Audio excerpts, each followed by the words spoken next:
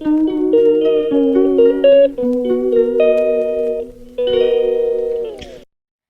বন্ধুগণ, রিয়াজ লাইফস্টাইল চ্যানেলে সবাইকে স্বাগত জানাচ্ছি। কেমন আছো তোমরা সকলে? আশা করছি সকলে খুব ভালো আছো। আমিও সকলের আশীর্বাদে কিন্তু খুব ভালো আছি। তো আমার পরিবারের সবাইও খুব ভালো আছেন। তো আজকে একটা রেসিপি ব্লগ ভিডিও নিয়ে চলে এসেছি। কাল কিন্তু আমি কোনো ব্লগ ভিডিও দিতে পারিনি, কারণ কালকে পরশু 2 দিন আমার ঘরে রিলেটিভ ছিলেন, ওই জন্য আমি ব্লগ ভিডিও পোস্ট করতে পারিনি। তো আজকে করব।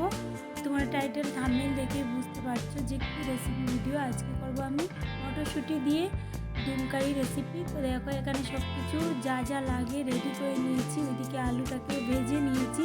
ওটা আমি অবশ্যই আগেও একদিন রেসিপিটা শেয়ার করেছিলাম, তোমরা কে দেখেছো কিনা জানি না, তো আবারও দিচ্ছি।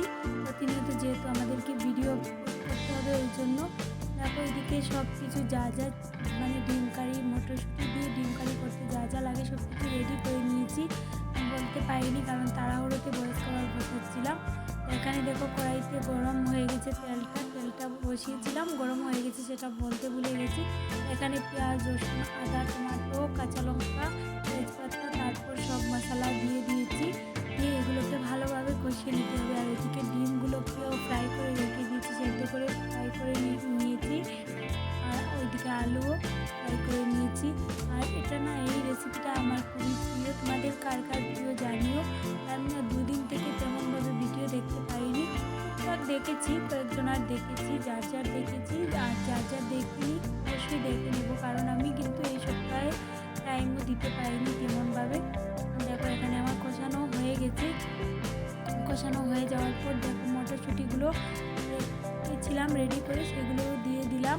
এটা একদম সিম্পল রেসিপি, খেতেও দারুণ টেস্টি হয়। আর দেখো কালারটা কতটাই সুন্দর এসেছে। তোমাদের কার কার প্রিয় আমাকে জানিও। আর আমি কিন্তু রঞ্জা দিদি কীভাবে করেছিল সেইভাবেই দেখেই আর কি আমি রেসিপিটা করলাম।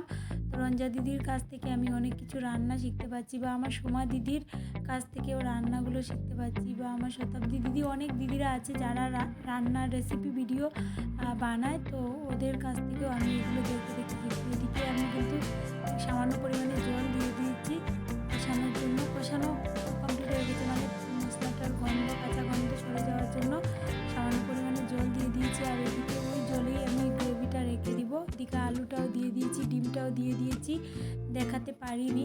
তো দেখো একদম শর্টকাটে ভিডিওটা করে নিলাম দেখো। আর এখানে ফাইনালি হয়েও গেছে। এবার গরম মশলা দিয়ে নামিয়ে নিয়েছি। দেখো কতটা সুন্দর লাগছে দেখতে। তোমাদের কার কার প্রিয় অবশ্যই এটা জানিও কিন্তু।